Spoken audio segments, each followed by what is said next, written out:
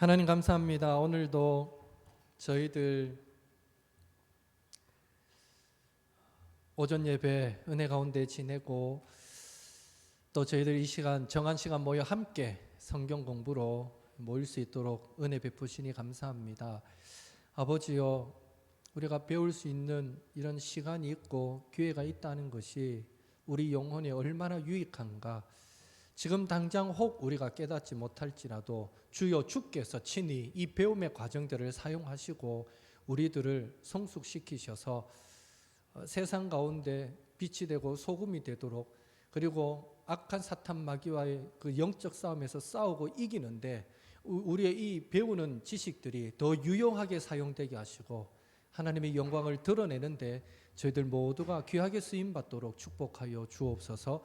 마치는 시간까지 함께 하시고 한 사람도 피곤치 않게 도와주시며 공부하는 하나하나가 모두에게 또 유익이 되고 의미 있는 가르침으로 다가오도록 주님 역사하여 주옵소서. 예수님의 이름으로 기도하옵나이다. 아멘. 구가 보겠습니다. 구가 제목은 주님을 대신하여 다스리는 직분. 10가 또 한번 넘겨보실래요? 10가 제목은 뭡니까? 주님을 대신하여 섬기는 직분. 좀 뭐가 다릅니까? 중간에 다스리는, 섬기는 이것만 다르죠. 그래서 구가는요 목사와 장로에 대해서 얘기를 하고 있고 십가는 집사에 대해서 얘기를 하고 있습니다. 그래서 오늘 구가 십가는 교회 직분자와 관련된 공부다, 그렇게 우리가 이해하시면 되겠고요. 자, 101쪽 밑에 보시면 교회는 주님의 것입니다. 우리 주 예수 그리스도가 교회를 세우셨으며 돌보시고 다스리십니다. 그런데 주님은 직분자를 세우셔서 그 일을 대행하게 하십니다. 주님은 직분자들을 통해 권세 있게 교회를 다스리시고 이끄시며 직분자들을 통해 교회의 모든 연약한 자들을 돌보시고 채우십니다. 직분자들이 그 사명을 잘 감당한다면 주님의 몸된 교회의 영광과 충만은 더욱더 분명해질 것입니다. 직분 중 주님의 다스림을 대행하는 것이 바로 목사와 장로입니다. 목사와 장로는 구체적으로 어떤 역할을 감당합니까? 자, 넘어가시고요. 우리 성경 말씀 한번 같이 또 쭉 읽어보도록 하겠습니다. 같이 읽습니다. 바울이 밀레도에서 사람을 에베소로 보내어 교회 장로들을 청하니 오매 그들에게 말하되 아시아에 들어온 첫날부터 지금까지 내가 항상 여러분 가운데서 어떻게 행하였는지를 여러분도 아는 바니 곧 모든 겸손과 눈물이며 유대인의 관계로 말미암아 당한 시험을 참고 주를 섬긴 것과 유익한 것은 무엇이든지 공중 앞에서나 각 집에서나 거리낌이 없이 여러분에게 전하여 가르치고 유대인과 헬라인들에게 하나님께 대한 회개와 우리 주 예수 그리스도께 대한 믿음을 증언한 것이라. 보라, 내가 여러분 중에 왕래하여 하며 하나님의 나라를 전파하였으나 이제는 여러분이 다 내 얼굴을 다시 보지 못할 줄을 아노라. 그러므로 오늘 여러분에게 증언하거니와 모든 사람의 피에 대하여 내가 깨끗하니 이는 내가 거리끼지 않고 하나님의 뜻을 다 여러분에게 전하였습니다. 여러분은 자기를 위하여 또는 온 양떼를 위하여 삼가라. 성령이 그들 가운데 여러분을 감독자로 삼고 하나님이 자기 피로 사신 교회를 보살피게 하셨느니라. 내가 떠난 후에 사나운 이리가 여러분에게 들어와서 그 양떼를 아끼지 아니하며 또한 여러분 중에서도 제자들을 끌어 자기를 따르게 하려고 어그러진 말을 하는 사람들이 일어날 줄을 내가 아노라. 그러므로 여러분이 일깨어 내가 3년이나 밤낮 쉬지 않고 눈물로 각 사람을 훈계하던 것을 기억하라. 지금 내가 여러분을 주와 및 그 은혜의 말씀에 부탁하노니 그 말씀이 여러분을 능히 든든히 세우사 거룩하게 하심을 입은 모든 자 가운데 기업이 있게 하시리라. 아멘. 자, 1번. 성경에서 장로 혹은 감독은 지금의 목사와 장로를 가리킵니다. 사도들이 했던 사역을 계속 이어서 감당하는 목사와 장로는 무엇에 전념해야 합니까? 무엇에 전념해야 합니까? 밑에 먼저 별표 작은 글씨부터 보시면요. 장로교는 장로를 성경적 직분으로 보아 목사, 장로, 집사, 직분 모두를 인정한다. 그러나 회중주의를 따르는 침례교는 목사와 집사 이 두 직분만을 성경적 직분으로 보고 장로는 두지 않고 있다. 따라서 어느 교파가 이 과를 공부하더라도 위의 사항들은 염두에 두고 보면 좋을 것이다. 침례교는 목사와 집사만 있다는 거예요. 직분이 맞죠? 예, 그래서 또 직분에 대해서 다른 데가 많아요. 감리교인가요? 거기는 권사잖아요, 권사. 장로랑 그래요, 권사라 그래요. 우리 좀 어색해. 권사 이러면 여잔데 거기는 남자가 권사 직분을 받아요. 그래서 이 교단마다 살짝 직분을 주는 어떤 형태는 다르게 나타나고 있습니다. 그러나 다행스럽게 이 관은 그래도 장로교 중심으로 만들어진 관이니까 그렇게 우리가 착용하면 되겠고요. 자, 그러면 이제 다시 질문으로 이 목사와 장로는 무엇에 전념해야 합니까? 사도들이 했던 사역을 이어서 하는 이 직분이기도 한데 무엇에 전념해야 된다고 말하고 있습니까? 뭐에 전념합니까? 밑에 보면 참고 구절에 밑줄이 쫙쫙 그어져 있죠. 뭐라고 되어 있어요? 가르치고 증언하고 전파하고 전하고. 맞습니까? 예. 그래서 쉽게 말해 한마디로 이 목사와 장로의 사역은 복음 사역이다, 말씀 사역이다 이렇게 말할 수 있습니다. 말씀 사역이다.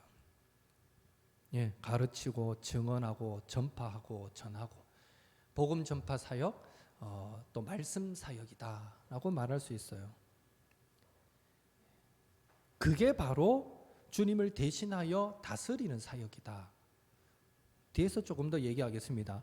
2번 바로 넘어가면 그렇다면 목사와 장로는 말씀 사역에 전념해야 합니다. 1번에서 우리는 이 핵심이 말씀 사역이라 그랬어요. 그러면 말씀 사역에 전념해야 하는데 이 말씀 사역에 전념한다는 것은 도대체 구체적으로 어떻게 한다는 것입니까? 라고 묻습니다. 일단 우리가 목사와 장로라고 말하지만 말씀 사역 이렇게 이제 들어갈 때는 아무래도 이제 목사에 더 집중되는 질문인 것 같습니다. 일단 그렇게 참고하시고 봅시다. 자, 말씀 사역에 전념한다는 건 어떻게 한다는 거예요? 21절, 25절, 27절 참고할 때 25절 뭐라고 되어 있습니까? 하나님 나라를 전파하였다. 그렇게 되어 있고요. 또 21절은요. 하나님께 대한 회개와 우리 주 예수 그리스도께 대한 믿음을 증언하였다라고 되어 있고요. 또 27절은요. 하나님의 뜻을 전하였다라고 되어 있습니다. 그러니까 말씀 사역의 내용은 뭡니까? 뭘 전해야 된다는 거예요? 회개와 예수 그리스도에 대한 믿음과 하나님 나라, 하나님의 뜻, 그게 뭔지를 전해야 된다라는 거죠. 말씀 사역의 핵심이 그거여야 한다라고 바울은 가르치고 있습니다. 예. 그래서 이 말씀을 전하는데 성도에게 회개를 요구하지 않는다면, 또 말씀을 선포하는데 그 말씀에 예수 그리스도에 대한 믿음을 강조하지 않는다면, 그 말씀에 하나님 나라를 가르치지 않는다면, 하나님의 뜻이 뭔가를 선포하지 않는다면 그거는 말씀 사역의 내용에 있어서 많이 벗어났다. 우리 그렇게도 한번 점검해 볼 수 있는 거예요. 말씀 사역에 이런 내용들이 들어간다. 그러면 범위는요, 범위. 어느 범위까지 말씀 사역이 이루어져야 되느냐? 20절은 뭐라고 되어 있습니까? 유익한 것은 무엇이든지. 그렇죠? 또 27절은 하나님의 뜻을 다가 들어가 있어요. 다, 모두 다. 그러니까 20절은 유익한 것은 무엇이든지, 27절은 하나님의 뜻이라면 다. 이게 범위예요. 그러니까 하나님의 뜻, 하나님의 말씀은 모두 전해라. 이게 범위예요. 모두. 그러니까 더하거나 빼지 말라는 거예요. 목회자가 설교하면서 여러분 생각할 때, 목사가 설교할 때 이 쭉 본문을 설교해 나가다가 건너뛰고 싶은 본문이 어떤 걸까요? 만약에 있다면, 여러분이 목사라면 어떤 본문이 설교하기 부담스러운 본문일까요? 여러분이 입장 받고 여러분이 받을 때 가장 부담스러운 설교가 뭐예요? 헌금, 또 전도. 예, 고맙습니다. 사실 한국교회 누구한테 물어봐도 성도들에게 저기 1번, 2번 바로 저거예요. 헌금하고 전도하고. 그런데 여기서 범위는 다 해요, 다. 그런 의미에서 매번 헌금하러 설교할 수도 없지만, 매번 전도라고 말할 수는 없지만, 적어도 저는 새벽 기도 시간을 쭉 강의하듯이 이제 지금 창세기 계속 이제 연말까지 50장까지 끝내려고 생각하고 창세기를 쭉 나가고 있는데, 쭉 나가다 보면 건너뛰지 않고 어쩔 수 없이 그 내용이 나오면 그때그때 선포하는 거예요. 헌금 설교도 하게 되고, 전도 설교도 하게 되고, 용서 설교도 하게 되고, 섭리 설교도 하게 되고, 이 강의를 해가다 보면 이제 이렇게 되는 거예요. 모두 할 수 있는 거예요. 그러나 주일 낮 예배 같은 경우는 제가 처음에 왔을 때 출애굽기를 쭉 해봤는데, 강의로 하면 살짝 좀 지루한 감도 시간이 지나다 보면 생길 수도 있고, 그래서 참 쉽지가 않아요. 또 하다 보면 주일 이 목사님, 목사 스스로가 주일 낮 예배 준비하면서 성도들 중에는 이 설교를 받을 만한 믿음 있는 성도가 있고, 아직 이 설교를 받을 만한 믿음이 없는 성도도 있을 텐데, 미리 걱정하고 전제해가지고 이거는 안 하는 게 좋겠다 하고 건너뛰기도 하고, 뭐 이런 일들이 사실 없다고 말할 수 없어요. 물론 또 그게 나쁘다고는 말 못해요.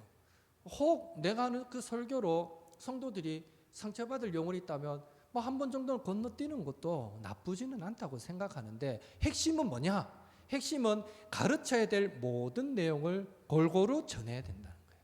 성도들이 헌금 설교 듣기 싫다 해가 쭉 설교를 해나가다가도 헌금 내용 나면 건너뛰버리고 이러면 안 된다는 거예요. 성도들이 전도 부담스러워 한다고 쭉 설교해 가다가 전도 내용 나면 또 건너뛰버리고 이러면 안 된다는 거예요. 성도들이 용서하라는, 어떤 경우가 그럴까요? 지금 예를 들어서 교회 안에 분쟁이 있고 성도끼리 다툼이 있다 쳐요. 그런데 하필 이래 설교에 가다 보니까 용서가 나와. 이 설교하면 그 지금 분쟁의 중심에 있는 사람들은 어떻게 생각하겠어요? 지금 목사님이 나를 공격해서 설교하는구나, 이래 생각할 수도 있는 거예요. 그러나 이래 쭉 강해 가던 경우는 관계없는 거예요. 그래서 좀 내가 이 용서를 설교하면 지금 당장 그게 받아들이기 힘든 성도들이 있고, 어쩌면 그것 때문에 막 상처받을 수도 있지만 그래도 하는 거죠. 그래서 골고루 어떤 것이든 제하지 않고 모두 전하는 것이 목사의 사명이다. 말씀 전파하는 범위여야 한다, 이거고요. 그래서 여러분이 혹시나 제가 목사님 설교를 한 5년 10년 들어봐도 왜 전도하라는 설교 안 합니까? 만약 전도하라는 얘기 안 하면요, 꼭 저한테 그 얘기를 해주셔야 돼요. 한 3년 4년 들었는데도 매번 아니더라도 분명히 이 본문에 보면 헌금 내용도 있는데 왜 목사님은 헌금 설교는 안 합니까? 저한테 그런 얘기를 해주셔야 돼요. 예. 이해가 되시죠? 꼭 하라는 얘기라기보다는 그만큼 목사는 골고루 모든 것이 믿음으로 받으면 다 성도에게 유익하기 때문에 골고루 전하는 게 목사의 책임이다, 그거고요. 또 장소, 어디에서 전해야 됩니까? 말씀 사역 장소 20절에 뭐라고 되어 있어요? 각 집에서나 공중 앞에서나 각 집에서나. 공중 앞에서 이 말은 그 말씀 사역이 공적으로도 이루어져야 되고 각 집에서 이 말은 사적으로도 이루어져야 되고 결론은 틈만 나면 전해야 된다 이 말인 거예요. 개인적으로 만날 때도 복음 전하는 게 핵심이어야 되고 말씀 전파가 또 공식적인 자리에서도 목사의 가장 중요한 일은 말씀 전파고 어디서나 말씀 전파는 해야 된다. 어떤 자세로 20절 27절 거리낌이 없이 이 거리낌이 없이 어떤 의미예요? 거리낌이 없이 뭐라고요? 주저하지 말고 맞습니다. 눈치 보지 말고 내가 이 설교하면 성도들이 어떨까 이렇게 생각하지 말고 하나님이 주신 말씀이면 믿음으로 받고 선포하라는 거예요. 거리낌이 없이. 또 27절에도 거리끼지 않고 하나님의 뜻을 다 전했다. 하여튼 하나님의 말씀은 말씀 그대로 전해야 된다. 그러면 확신 26절에 뭐라고 되어 있습니까? 말씀 사역에 어느 정도 확신까지 가져야 되냐 이 말이거든요. 26절에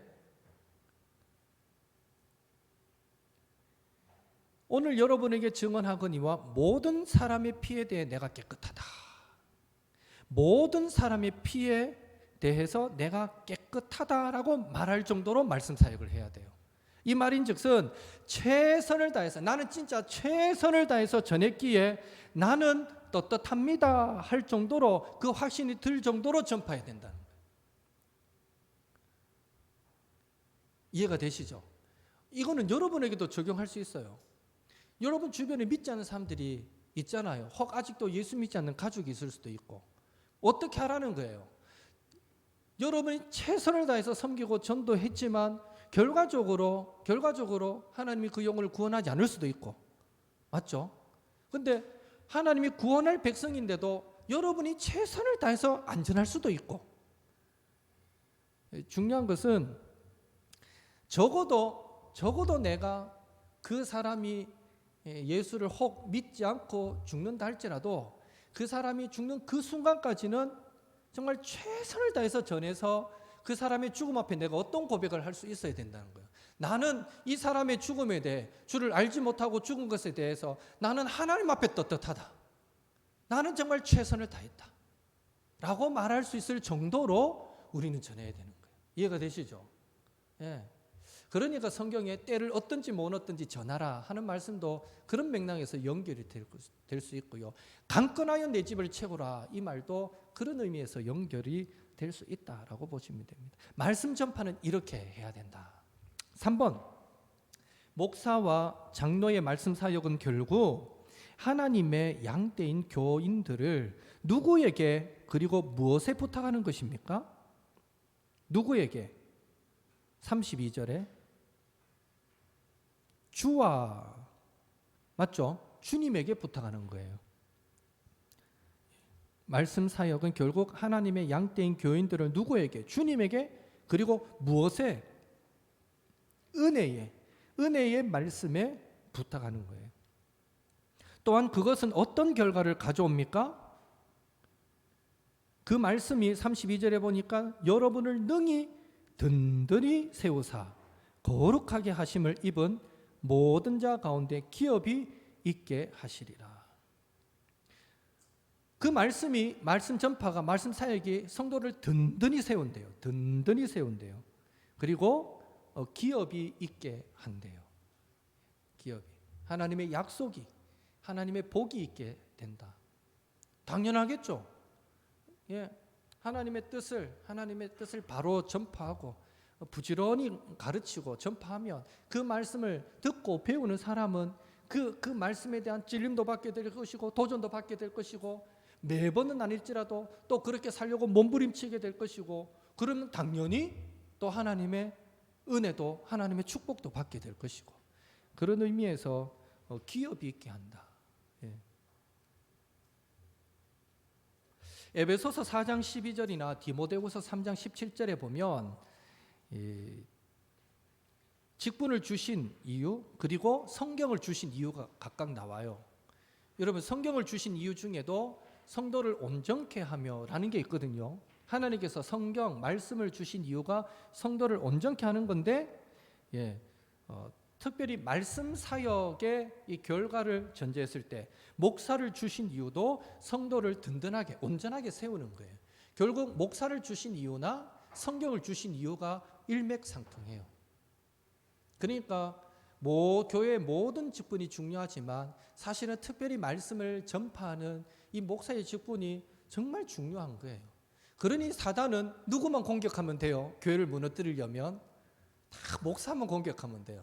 목사만 무너뜨리면 이 교회 한 교회에 막 넘어지게 하는 건 시간 문제예요.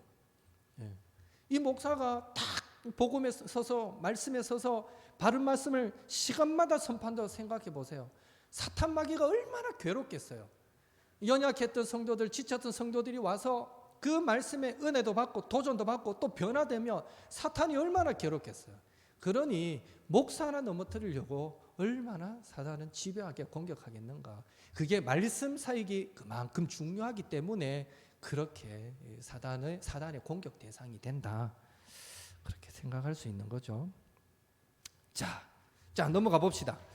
자, 2장 넘기시고 앞에는 말씀 사역 중심으로 해서 사실은 목사와 관련된 어떤 문제였다면 이제는 이제 목사와 실제 장로님 이 두 가지 얘기가 같이 나옵니다. 교회를 섬기는 목사와 장로. 자, 1번. 목사와 장로가 함께 말씀 사역을 감당하지만 그 역할은 구분이 됩니다. 아래 글을 읽고 목사와 장로 각각의 역할은 무엇인지 말해 봅시다. 자, 아래 글 우리 한번 같이 읽겠습니다. 목사와 장로는 동일한 말씀 사역을 감당한다. 말씀 사역은 두 종류로 구분된다. 한 가지는 말씀을 전하고 가르치는 사역이며 다른 한 가지는 전해지고 가르쳐진 말씀을 모든 교인들이 잘 이해하고 믿으며 그대로 살고 있는지 확인하고 돕는 사역이다. 전자는 목사가 담당하고 후자는 장로가 담당한다. 물론 목사도 교인의 믿음과 삶을 점검하고 도우며 장로도 주어진 상황에서 말씀을 전하고 가르치기도 한다. 그러나 주된 사역은 위의 구분에 따른다. 장로는 교인들이 각 교회에서 가르쳐진 바른 신학과 교리에 서 있는지 그리고 그대로 순종하며 살고 있는지를 확인할 뿐만 아니라 다시 가르치고 교정하며 확신하게 하는 사역을 감당하기에 목사만큼이나 하나님 말씀과 복음에 대해 잘 알아야 한다. 그래서 장로의 자질에 잘 가르쳐야 한다는 항목이 있다. 뭐 더 설명이 필요 없을 정도로 잘 돼 있습니다. 둘 다 말씀 사역이기는 마찬가지인데 목사는 직접적으로 말씀을 전하고 가르친다면 장로는 이 전해지고 가르쳐진 말씀을 교인들이 잘 이해하고 있는지 그대로 믿고 있는지 그대로 살고 있는지 장로는 구체적으로 성도들의 삶을 점검하고 확인하는 역할이다. 그리고 잘못 가고 있다면 재차 가르쳐서 겉면에서 잘 살 수 있도록 돕는 역할이다. 원래 역할은 구분은 그래요. 근데 사실 현대 한국교회는 이 두 가지 역할도 사실 다 그 책임이 대부분 목사에게 주어지는 경우가 많은데 그러나 우리 여기도 장로님 계시지만 장로로 임직받을 때 적어도 그 마음의 각오는 내 직분이 이런 거구나 라는 건 알고 있어야 돼요. 장로로서 내 사명은 강단을 통해 선포된 말씀이 성도들이 그 말씀대로 살 수 있도록 그 말씀을 그대로 잘 이해하는지 확인도 하고 잘 살고 있는지 확인해서 권면도 하고 이렇게 양떼를 함께 돌보는 것이 장로의 사역이구나 이렇게 하셔야 돼요. 그래서 혹 우리 가운데 앞으로 또 때가 돼가 장차 장로님 나오실 분 계시면 오늘 이 공부를 꼭 기억해야 돼요. 최재혁 집사님 듣고 있죠? 아주 핵심적인 부분이에요 이거. 앞으로 장로가 될 사람이라면 반드시 기억하십시오. 장로의 역할은 목사님이 가르치고 전파한 이 말씀을 성도들이 그대로 믿고 그대로 순종하며 살려고 몸부림치는지 확인하는 것, 혹 잘못 이해하고 있다면 바로 잡아주는 것, 이게 그 역할이다. 꼭 기억하시고요. 나는 여기서 더불어서 더 추가하고 싶은 거는, 어차피 목사도 장로도 말씀 사역인데, 나는 이제 우리 주장님 참 고맙지만 이 장로님들이 성도들보다도, 다른 직분자들보다도 더 목사와 긴밀하게 말씀을 나누고 교제해서, 적어도 이제는 뭐 이런 식의 강의 하나 정도는 장로님들이 맡아서 성도들을 가르칠 수 있는 그 정도까지 좀 훈련되어졌으면 좋겠다라는 생각이 들어요. 물론 뭐 큰 교회 부목사가 뭐 6, 7명씩 되는 교회는 굳이 장로님들이 그런 거 안 해도 돼요. 목사님들만 가르쳐도 충분해요. 그러나 현실적으로 우리 같은 교회는 평신도 사역자는 필수입니다. 그래서 여러분에게 도전을 합니다. 그냥 단순히 배우는 것으로 끝내지 마시고, 뭔가를 배울 때 야, 참 이 가르침이 이번에 참 내한테 도전이 됐다 싶으면요, 다음에 한 번 더 할 때 또 들어보시고, 그래서 정확하게 내 지식으로 만들고, 그러면 한번 기회가 될 때 나눠보시고, 이런 것도 좋을 것 같아요. 그래서 이제 나 괜히 장로에게 부담 주는 거 절대 아닙니다. 아닌데, 저는 이왕이면 가르치는 것도 은사가 있거든요. 사실은 가르치는 은사가 있는 사람이 일을 하면 좋겠지만, 이왕이면 나는 교회 중직자가, 이왕이면 장로님이 그 일을 하면 가장 덕스럽겠다라는 거예요. 예를 들어서 최지혁 집사님이 잘 가르치는 은사가 있어. 근데 아직은 이 서리 집사인데 제가 최지혁 집사에게 뭔가 한 과목을 맡겨서 공부를 가르치려 하면, 안 그렇겠지만 우리 교회는 안수 집사님들, 장로님들 그거 들어가서 배우겠습니까? 아이, 내가 그 의에 들어가노? 이렇게 인간적으로 그렇게 생각하기 쉽잖아요. 부모님 같은 권사님들이 그거 들어가서 배우겠어요? 아유, 내가 그거 들어가 또 뭐하? 생각해보면 교회에서 가르치는 이 자리는요, 어느 정도는 또 연륜도 있어야 되고, 어느 정도는 권위도 있어야 되고, 그런 직분도 있어야 훨씬 더 유익하겠다. 그래서 저는 어차피 장로의 사역이 말씀 사역이니까 조금 더 노력해서 목사님이 하는 여러 사역 중에 하나 정도는 또 맡아서도 할 수 있으면 얼마나 좋을까.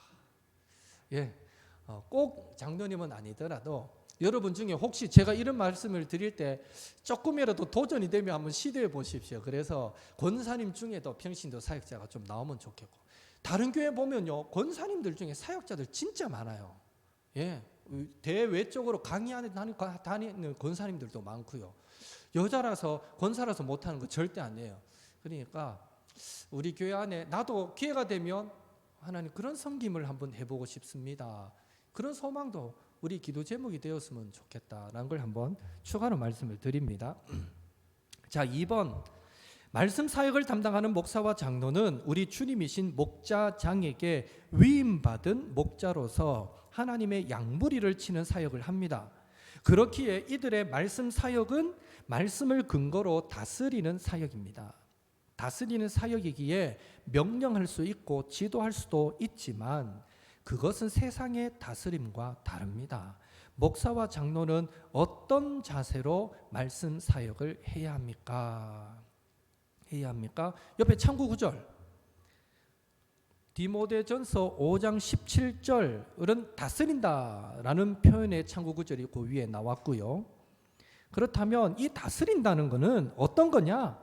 어떤 자세에 하느냐는 밑에 나옵니다. 베드로전서 5장 1절에서 4절. 어떤 자세로 다스려야 됩니까?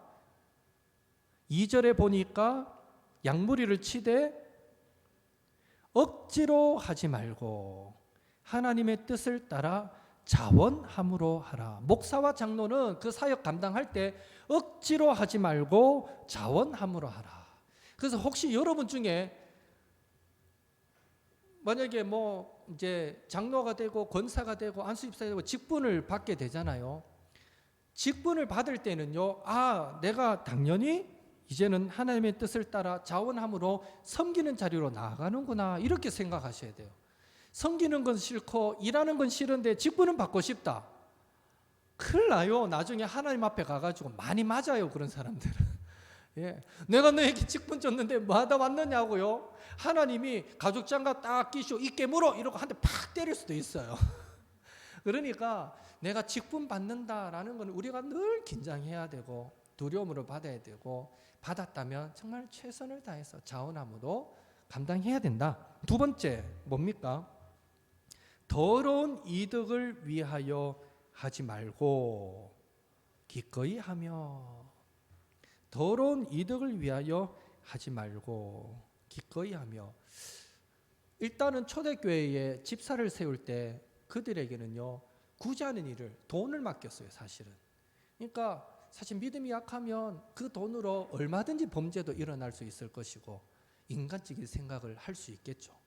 그래서 이 직분자들은 특히 이 더러운 이득을 취하는 생각 자체를 버리는 자들이 되어야 된다.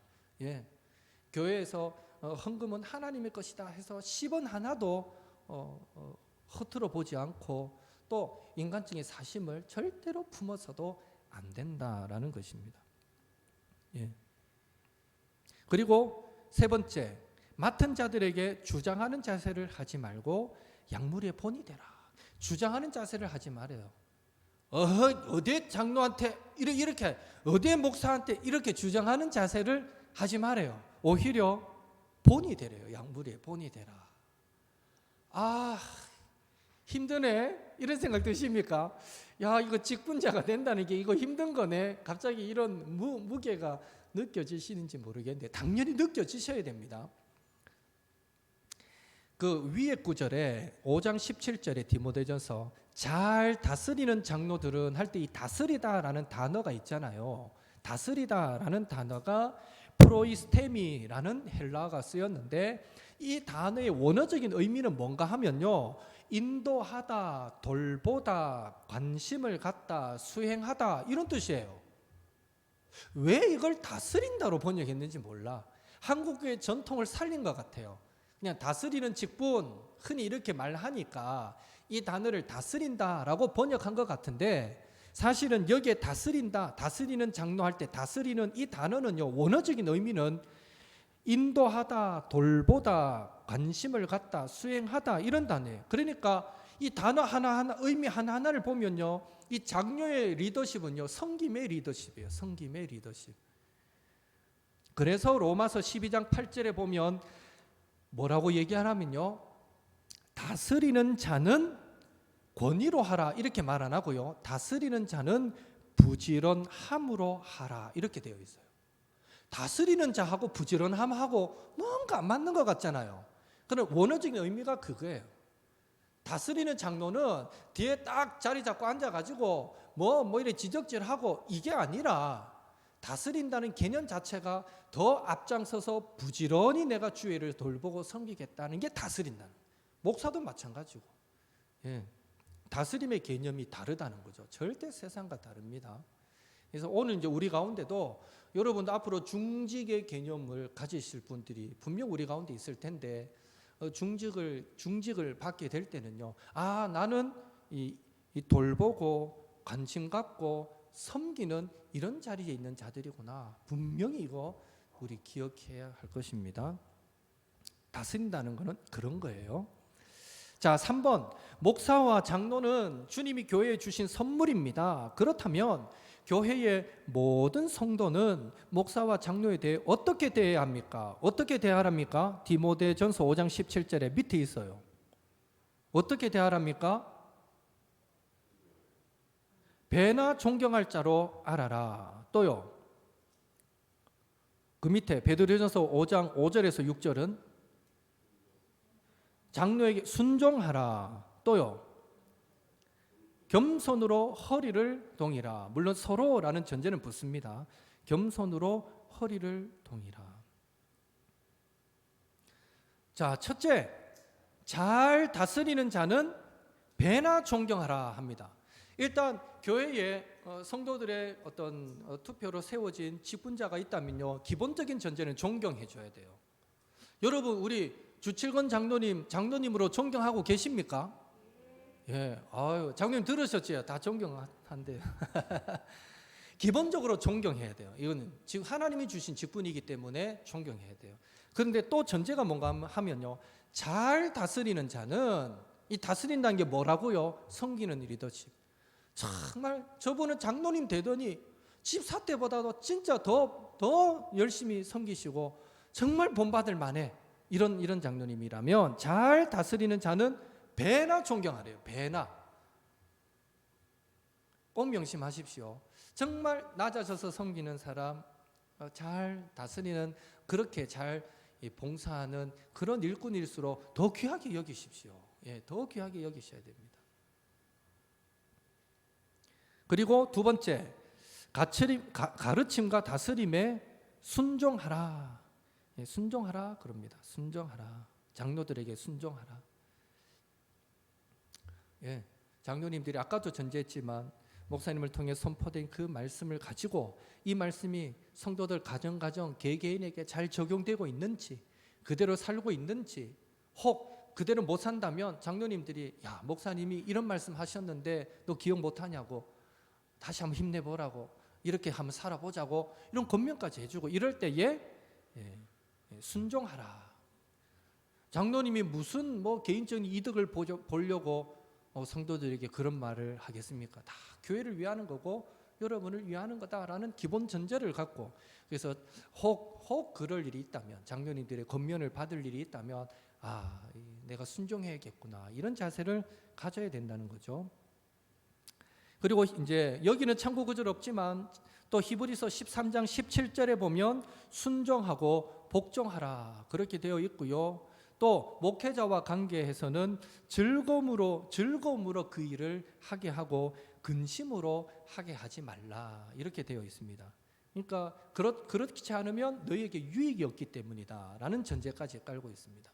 그래서 목사도 장로도 그 직분 감당할 때 기쁨으로 감당할 수 있도록 여러분이 또 적극 협력자가 되어주라, 이런 의미가 되겠죠. 그리고 디모데전서 5장 19절 보시면 교회는요, 심지어 목사가, 장로가 앞장서 섬기는 그 직분자들이 함부로 평가받는 것에 대해서, 비판받는 것에 대해서 지켜주고 보호해주는 역할까지 감당해야 됩니다. 그게 여러분의 역할이에요. 예. 이거는 교회를 보호하기 위함이죠. 칼빈도 이런 말을 했습니다. 경건한 교사들은, 이제 목사라고 적용할 수 있어요. 장로라고 적용할 수 있고, 경건한 교사들은 수만 가지 비판을 피할 길이 없다. 사탄이 공격하기 때문이다. 예. 얼마나 말하기 쉽습니까? 예. 성도는 여러 명이고 세워진 사람은 한 사람이고, 그러니까 한 사람을 바라보는 시각은 다양하고 각기 다른 의견이 나올 수 있고 말들이 나올 수 있는데, 그 중에는 개중에 내 기호와 내 취향과 내 성향과 달라서 비판의 말들도 나올 수 있는 거죠.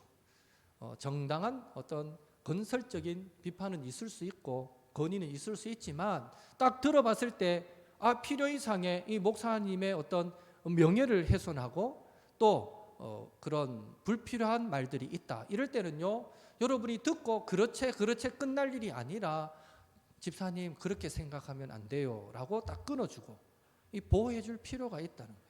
그게 궁극적으로는 교회를 살리기 때문입니다. 한 사람의 불평을 용납해 주고 이 사람이 또 한 사람을 더 만들면요, 나중에는 교회가 이 초상집처럼 변하고요, 결국 교회는 깨어지게 되는 거예요. 그래서 목사가 잘나서가 아니라, 왜 목사도 흠이 없겠고 약점이 없겠어요. 제가 100% 잘나서가 아니라 교회를 더 건강하게 세워가기 위해서라도 필요 이상의 비판과 험담이 있다면 그것은요, 막아 세워야 된다. 이게 교회를 위하는 것이다. 이것도 우리가 기본적으로 전제하셔야 됩니다. 목사뿐 아니라 앞에 일하는 장로님들에 대한 평가도 마찬가지. 열심히 일하는데 괜히 뒤에서 이 말 저 말 만드시는 분이 있으면요, 막아야 되는 거예요. 가만히 듣고 계시면 안 돼요. 막으셔야 돼요. 내가 볼 때 너무너무 일 열심히 하시는데 집사님 뭐 때문에 그러세요? 딱 한마디 하면요, 그 사람 탓이는 말 못해요. 예. 이 역할도 바로 이 교회의 역할이다. 꼭 우리가 기억을 하면 좋겠습니다. 자, 넘어갑시다. 시간이 많이 갔네요. 그리고 프로는 또 시간 안에 합니다. 예. 자, 10과 이제 집사에 대한 직분이거든요. 바로 문제로 넘어가면 사도행전 4장 32에서 35 우리 한 목소리로 같이 읽어볼까요?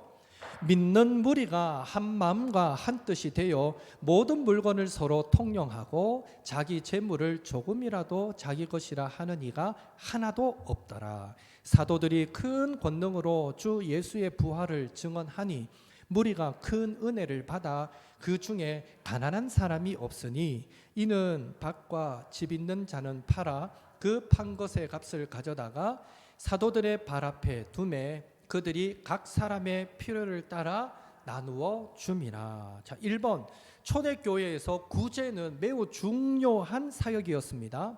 당시 교회 공동체가 어떻게 구제했는지 말해 보십시오. 어떻게 구제했습니까? 32절에 모든 물건을 서로 통용하고 자기 재물을 자기 거라고 하는 사람이 없더라.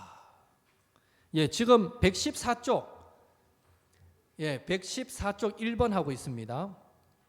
114쪽 1번. 초대교회 구제가 아주 중요한데요. 당시에 그 초대교회 공동체는 어떻게 구제를 했느냐? 물건을 서로 통용했대요. 서로 통용했다 이 말은 이렇게 이해하시면 돼요. 사유 재산은 인정하되 필요한 것은 항상 나누어서 사용했다. 이해가 되시죠? 사유 재산까지도 무시했다 이런 의미는 아니에요. 통용했다 이 말은. 제가 언젠가 이 예화를 한번 쓴 적이 있어요.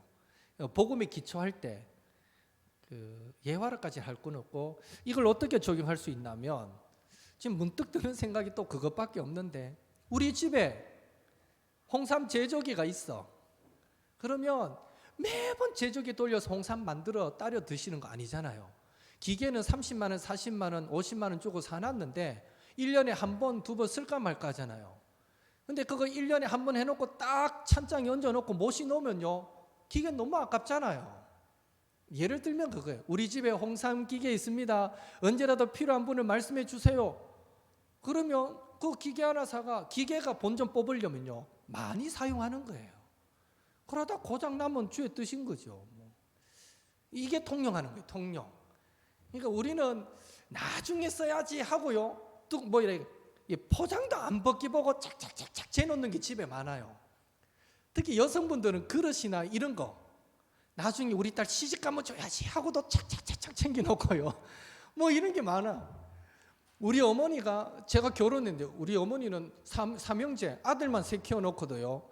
결혼하면 주겠다고 그릇을 얼마나 재놨든지 실제 우리 결혼할 때 준다는데 하나도 안 받아갔어요.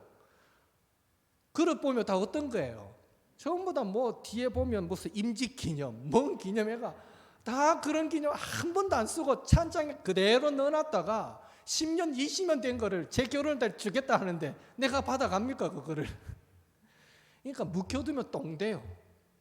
그래서 제가 드리고 싶은 말씀은 1년 이상 내가 한 번도 안 쓰고 1년 이상 집어넣어놨다 어디에 그거 앞으로 쓸 일 없어요.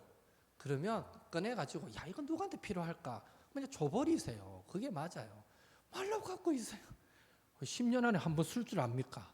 이게 복음의 정신이 아니라는 거예요. 1년 안에 안 썼으면요 10년 안에도 쓸 일은 없다고 보시면 돼요. 그래서 우리는 서로 통용해야 된다. 그리고 자기 재물을 자기 것이라 하는 이가 없었다. 진짜 하나님 나라가 보여지는 거죠. 하나님 나라가 보인 거예요. 세상 사람들 눈에 이야 저 사람들 예수 믿는 사람들 진짜 대단하네. 자기 걸 자기 것이라 안 하네. 자기 재물을 팔아서 내놓고 가난한 자들을 도와주면서 똑같이 같이 어려우면 같이 어렵고 먹으면 같이 먹고 와 저 사람들 대단하네 싶지 않았겠어요? 세상 사람들의 눈에 바로 이 모습이 하나님 나라를 보여준 거예요. 하나님 나라. 흔히 하는 유토피아, 천국의 모습이었습니다. 초대교회의 모습은. 그런 의미에서 하나님 나라의 실현을 우리가 영적으로만 생각하지 마시고 하나님 나라를 이루어야겠다. 우리 교회 안에 하나님 나라가 이루어졌으면 좋겠다라고 마음을 먹을 때 그 적용에는요 물질적인 부분까지도 우리는 적용해야겠다라는 것입니다. 그래서 우리의 전 재산까지는 다 나눌 수는 없겠지만 적어도 우리도 우리 안에 어려운 사람을 보면 힘든 사람을 보면 적어도 도와줄 마음을, 슬기로운 마음을 찾으셔야 됩니다. 가령 어떤 예를 들 수 있을까요? 가령 예를 들어서 우리 교회에 그런 분이 있는지 모르겠지만 제가 알기로 없는데 화장품 하시는 분이 있다 쳐요. 성도 중에. 그러면 정말 그분이 너무 힘들고 어려움을 당한 걸 내가 알았어. 그러면 우리가 어떻게 도울 수 있을까요? 그 사람도 자존심도 있는데, 그럴 때 우리는 내가 꼭 그 사람이 파는 그 화장품이 필요 없더라도 사실은 돕는 마음으로 하나 사줄 수 있는 거죠. 우리는 그렇게 섬길 수 있는 거예요. 우리 교인들 직장 사업체, 우리 개인과 관계되는 사업체가 또 뭐 어떤 것이 있을까요? 꽃집, 우리 박규환 집사님 하잖아요. 요즘 뭐 코로나 때 꽃집이 어렵다 이러면요, 굳이 나도 어렵고 힘들지만 그 사람은 생계 자체가 달렸는데 얼마나 힘들까 생각하면서 필요 없지만 굳이 꽃 하나 사서 집에 갖다 놓는 거예요. 이것도 사실 돕는, 서로 나누는 하나의 모습이 될 수 있겠다. 우리가 마음만 가지면요, 방법은 얼마든지 성령께서 우리에게 가르쳐 주실 것이다.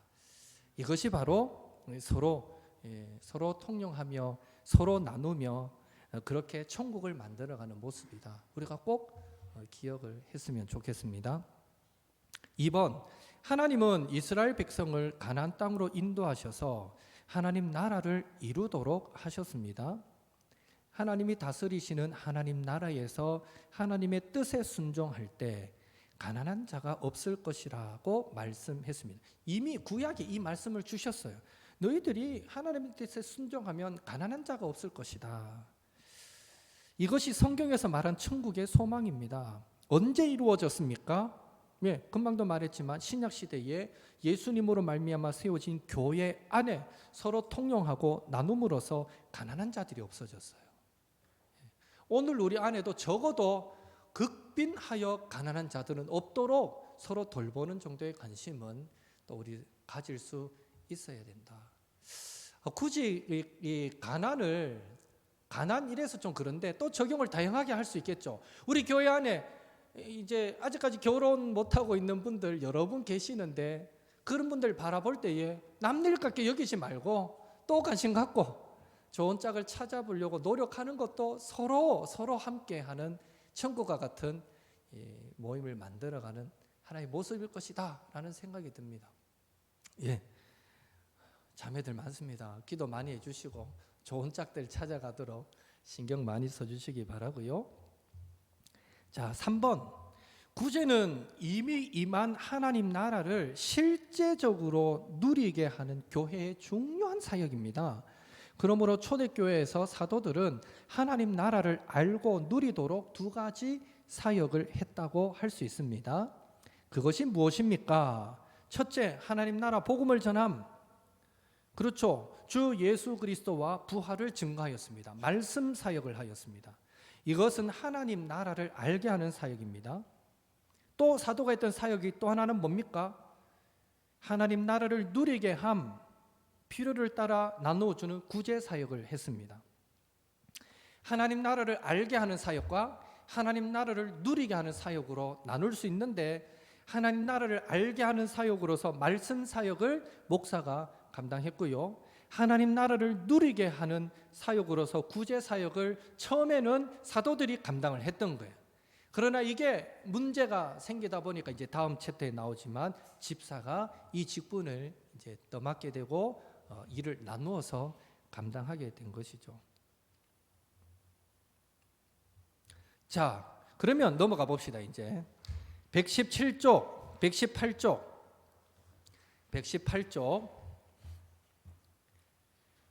1번, 초대교회에서 제자들이 많아지자 하나님 나라를 더 온전히 누리도록 하는 구제 사역에서 한 가지 문제가 발생했습니다.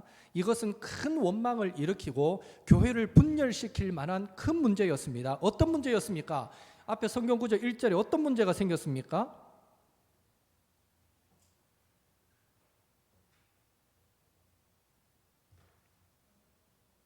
말씀해 주세요. 어떤 문제가 생겼습니까? 지금 초대교회 안에 분열을 일으킬 만한 문제가 생겼어요. 헬라파 과부들이 매일 구제에 빠진다.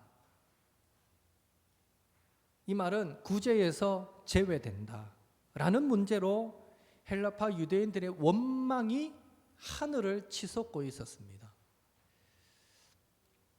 히브리파 사람을 막 원망합니다. 여기 보면 헬라파 유대인들, 히브리파 사람들 이런 구분이 나오죠.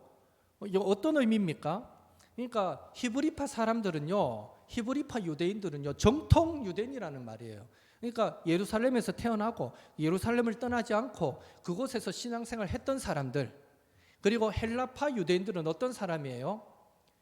이런저런 이유로 초대교회 그 핍박이 일어나기 전부터도 이런저런 이유로 다른 나라에 가서 사는 사람들, 흩어져서 사는 사람들, 디아스포라들이라고 말하죠. 이런 사람들, 그렇게 다른 나라 가서 살다 보니까 거기서 자녀도 낳아, 자녀도 길러, 다른 나라에서 자라난 자녀가 성장해서 어른도 돼. 뭐 이런 사람들. 그런데 그런 사람들이 때가 되면 이 유대인들은요 회귀 본능이 있어요. 고향으로의 회귀 본능이. 그래서 다른 나라 가서 살더라도 죽기 직전에는 돌아오는 거예요. 예루살렘으로, 본향으로 돌아오는 거예요. 그런 의미에서 이런 일이 생기는 거예요. 예루살렘 교회 안에 헬라파 유대인들이 많아지는 거예요. 그 중에 과부들도 많은 거예요. 왜? 나이 들어서 노년에 오다 보니까 혼자 오는 사람도 있고. 그러니까 헬라 지역에 살다가 돌아온 유대인 과부들이 자꾸 많아지는 거예요. 초대교회 안에. 그런데 중요한 것은 여러분, 이 히브리파 유대인들이 그리고 더 나아가서 사도들이 구제 사역을 할 때에 헬라파 그 출신 과부들을 일부러 제외시켰겠습니까? 여러분 어떻게 생각합니까? 히브리파 출신 이 과부들도 도울 사람 많은데 뭐 헬라파 출신까지 줄 건 뭐 있노? 일부러 그랬을 거라고 생각하십니까? 사도들이? 예, 절대 아니겠죠. 지금 이 초대교회가 어떤 교회인데요? 성령이 얼마나 충만하게 역사하는 교회인데 그 어떤 때보다도 사도들에게 막 성령이 충만하게 임해서 얼마나 말씀 사역과 구제 사역이 또 복음을 전할 때 예수 이름으로 이적과 기사와 표적과 능력이 나타나던 그런 시대인데, 그런 때인데 사도들이 일부러 절대 그러지는 않았을 거예요. 워낙에 헬라파 과부들의 숫자가 많아지다 보니까 사람이 일을 하다 보면 실수하겠죠. 다 꼼꼼히 챙겨서 다 도와야 됐는데 하필 빠지는데 보니까 헬라파 과부들이 빠진 거예요. 히브리파 과부들이 빠졌으면 욕 덜 먹었을 텐데 제가 생각할 때는요, 히브리파 과부들도 어쩌면 한 번씩 빠졌을 수도 있어요. 그러나 자격지심에 이 헬라파 과부들은요, 우리가 다른 지역에 살다 왔다고 무시하나 이런 생각을 가지는 거예요. 그러니까 뭐 한두 사람 실수로 빠진 것도 막 원성이 하늘까지 올라가고 이런 일들이 일어나게 되었다라고 우리는 그 배경을 충분히 이해하면 되는 겁니다. 자, 2번. 당시 초대교회는 더 이상 사도들이 감당할 수 없을 정도로 교인들이 많아졌습니다. 만일 구제 사역이 문제없이 이루어지도록 사도들이 이 구제 사역에만 매달렸다면 어떤 결과가 나왔겠습니까? 어떻게 됐겠습니까? 2절에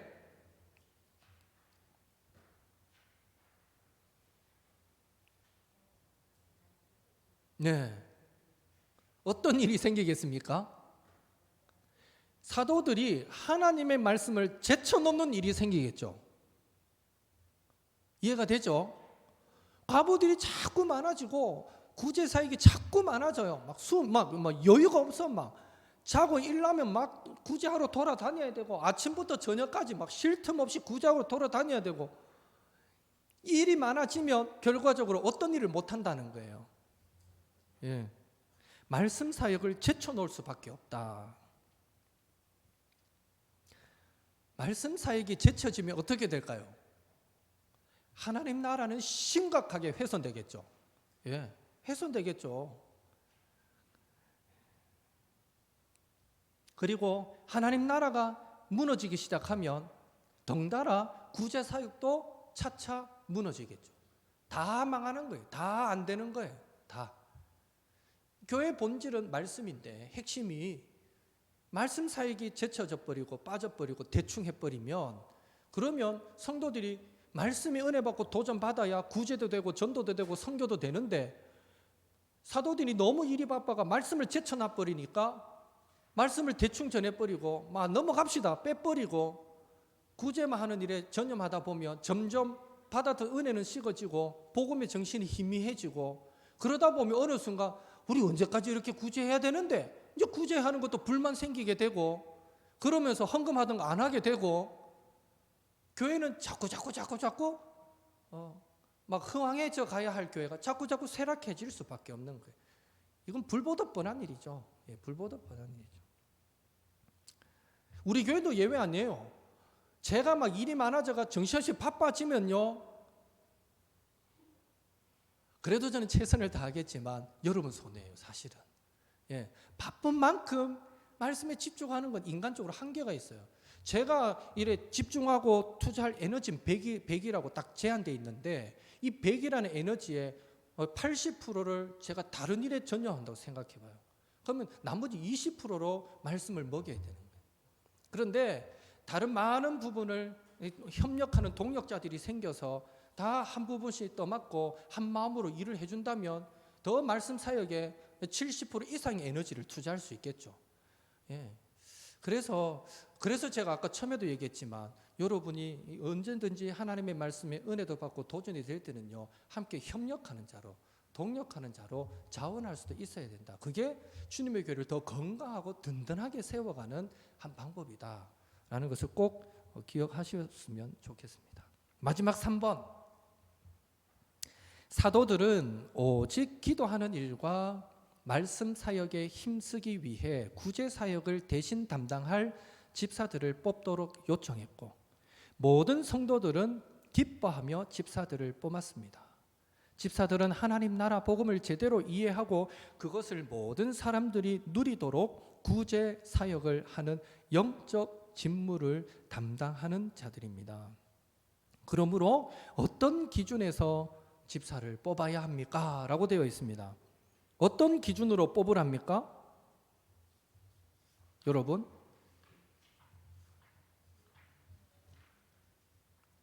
기준이 뭡니까? 3절, 5절. 성령과 지혜가 충만하여 칭찬받는 사람. 또 5절. 믿음과 성령이 충만한 사람. 예. 성령 공통적으로 들어가네요. 성령 충만한 사람. 그리고 지혜가 충만한 사람. 지혜가 충만하다는 게 어떤 걸까요? 지혜가 충만하다. 단순히 삶의 지혜 이런 차원은 아닐 거예요. 예, 교회의 직분자를 세우는 것이기 때문에 여기 지혜가 충만하다 이 말은요. 성경적 가치를 잘 이해하고 있는 사람. 복음적인 가치를 잘 이해하고 있는 사람을 뽑아야 된다라는 겁니다. 성경도 모르고 교회가 뭔지도 모르고 복음도 모르는데 직분자를 세우면 그거는 제가 파먹기나 마찬가지인 거예요. 예. 적어도 우리가 직분자를 세울 때는요 성령 충만한 사람 그리고 성경이 뭘 말하는지 복음의 가치가 뭔지를 적어도 아는 사람을 세워야 그 교회는 그 직분자들이 합력해서 더 아름다운 하나님 나라를 만들어갈 수 있게 된다는 거죠. 또 믿음이 충만한 사람은 어떤 사람이에요? 복음, 예수님에 대한 믿음이 확실한 사람이겠죠. 예. 그러니까 적어도 우리가 직분자를 세울 때는 이 사람이 예수 그리스도에 대한 믿음의 고백이 확실한가? 사실 나는 아직도 예수님 나는 믿기는 믿는데 확실히 모르겠어. 이런 사람은 암만 그 사람이 10년, 20년 신앙생활 해도 직분자 세우면 안 되는 거예요. 확실한 믿음의 고백, 예수를 주로 고백하는, 그리스도로 고백하는 확실한 고백이 있는 사람이어야 되고 그러면서도 성경이 무엇을 말하는지, 복음적 가치가 뭔지, 성경이 추구하는 바가 뭔지, 그래서 교회가 어떤 일들을 행해야 되고 어떤 것에 더 가치를 두어야 하고 이걸 분명하게 구분할 수 있는 사람, 이런 사람을 직분자로 써야 돼요. 여러분, 교회에서 제일 중요한 일 중에 하나가 전도하는 거 아닙니까? 영혼 살리는 거 맞죠? 여러분, 전도를 위해서 교회는 할 수만 있으면 많은 물질을 투자해야 됩니다. 구제와 전도와 선교에 투자하지 않는 교회는요, 이미 하나님의 영광이 떠난 교회예요. 그 일을 반드시 해야 됩니다, 교회는. 그런데 이 성경적 가치, 복음적 가치를 모르는 사람이 직분을 받으면 어떻게 됩니까? 교회가 예를 들어서 이번에 우리 교회가 500만 원이라는 큰 예산을 잡아가지고 전도잔치를 했어요. 그러니까 당일날 하나님의 은혜로 성도들이 애를 쓰고 애를 써서 한 사람당 한 명씩걸로 데려와가 한 50명의 새 가족이 왔다고 쳐요. 그래서 그들이 복음을 듣고 갔어요. 그 중에는 나도 신앙생활 해보겠습니다 하고 결단도 했는데 결과적으로 그 다음 주 되고 그 다음 주 되니까 그 50명 왔던 사람 중에 3명이 남았어. 그러면 500만 원 투자한 게 아까운 일입니까? 아니죠. 한 영혼이 뭐보다 귀하다고요? 천하보다 귀하다. 설령 1억을 투자해서 한 명이 남더라도요, 우리는 감사해야 돼요. 그 한 명을 살렸으니까. 그런데 이 성경적 복음적 가치가 없는 사람은요, 세상적 방법으로 계산하는 거예요. 500만 원을 투자하면 그 투자만큼의 뭐 얼마를 더 얻어내야 된다. 이런 논리가 교회 안에 들어오기 시작하면 부패하는 거예요, 교회는. 예. 제가 거쳐왔던 교회들 중에 한 군데 교회가 그런 교회가 있었어요. 그래서 장로님 중에 한 분이 그런 생각을 갖고 계신 분이 있어가지고, 그래가 목사님 장로님이 당회 때 한번 대판 싸우는 걸 봤어요. 예. 결국 이거는 싸우면 안 되죠. 장로님이 그래 말하면 누가 그 장로님 편 들어주겠어요? 장로님들조차도 장로님 편이 안 돼주는데 장로님 시급했죠 그때. 예. 전도잔치 앞으로 하지 맙시다 이래. 뭐 5명 남길 것 같으면 하지 말자 익혔다가 막 목사님한테 대판 혼나고 그런 일이 한 번 있었어요. 이 복음적 가치가 없는 사람이 직분자가 되면 이런 해프닝이 웃기는 일이 일어나는 거예요. 교회 안에서. 목사님이 교회 재정 생각해가 아이고 이번에는 전도 집회 하지 맙시다. 그냥 뭐 선물도 하지 말고 뭐 음식도 준비하지 말고 그냥 합시다. 이래도 장로님들이 무슨 소리 합니까? 영혼 살리는 게 천하보다 귀한데 빚을 내서라도 해서 해야지요. 이 정도 돼야 되는 거예요, 직분자들은. 이해가 되시죠? 예. 꼭 여러분 그 정도의 성숙한 정말 멋있는 직분자들이 되어 주시길 바랍니다. 이게 지혜가 있다는 거예요.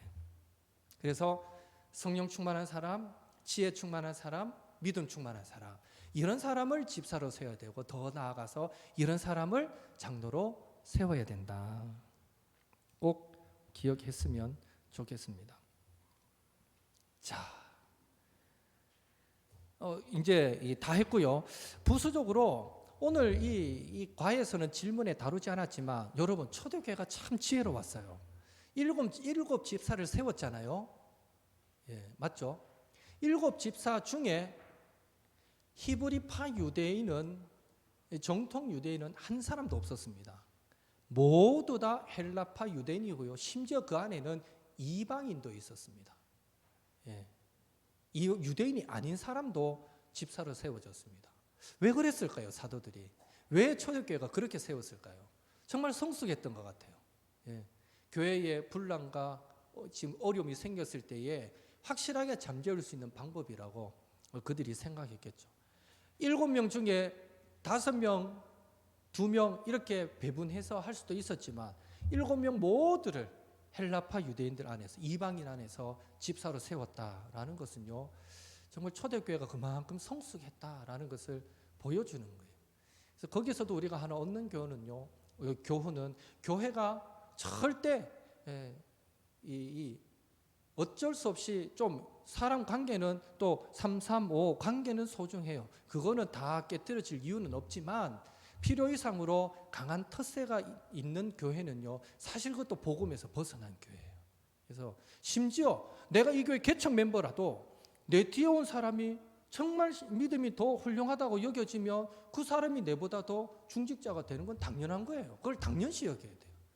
그런데 그래도 우리가 개척 멤버인데 뭐 이런 생각이 자리 잡기 시작하면 그 교회는 본질에서 벗어난, 복음의 정신에서 벗어난 교회가 된다라는 거죠.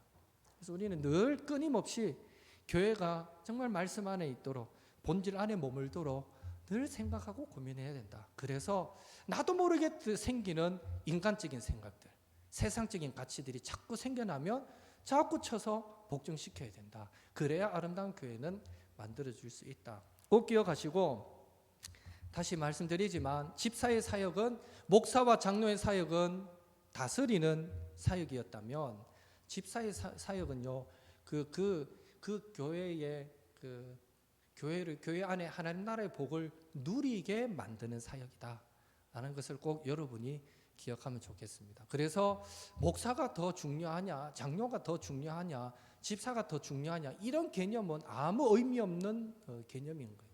다 중요합니다. 교회 안에는 형식상 구분이 있을 수 있지만, 그러나 목사도 장로도 집사도 권사도 다 소중한 그 각자의 역할이 있는 직분이다 기억하시고, 하여튼 저와 여러분 계속해서 앞으로도 그 맡은 자리에서 주어진 직분 충성되이 감당하여서 하나님의 교회를 더 아름답게 세워가시는 저와 여러분 될 수 있기를 예수님의 이름으로 축복합니다. 기도하겠습니다. 사랑의 하나님, 오늘 교회의 직분에 대해서 함께 나누었습니다. 목사로서 말씀 전파 사역 더 하나님 앞에 두렵고 떨림으로 감당할 수 있도록 도와주옵소서. 장로로서 그 선포된 말씀이 성도들에게 얼마나 잘 적용되고 있는지, 얼마나 그 가르침대로 잘 살고 있는지 가정들을 돌보고 섬기고 때로는 격려하고 가르치고 위로하는 그 장로의 사역 잘 감당하는 우리 장로님들이 되게 도와주옵소서. 그리고 또 구제하고 성도들 돌보는 그 구체적인 일들, 또 집사의 또 사명으로 주어졌는데, 하나님, 그런 의미에서 우리 교회 안에도 우리 집사님들이 감당할 하나님의 교회를 아름답게 세워갈 일들이 얼마든지 있음을 보게 됩니다. 하나님, 나는 집사이기 때문에 아직은 적당히 봉사해도 되고 적당히 뒤에 물러나 있어도 돼가 아니라, 우리가 하나님으로부터 직분을 받았기에 목사든지 장로든지 집사든지 권사든지 관계없이 우리에게 주어진 그 직분 가지고 내가 어떻게 주님의 나라와 영광을 위해 쓰임받기를 원하십니까?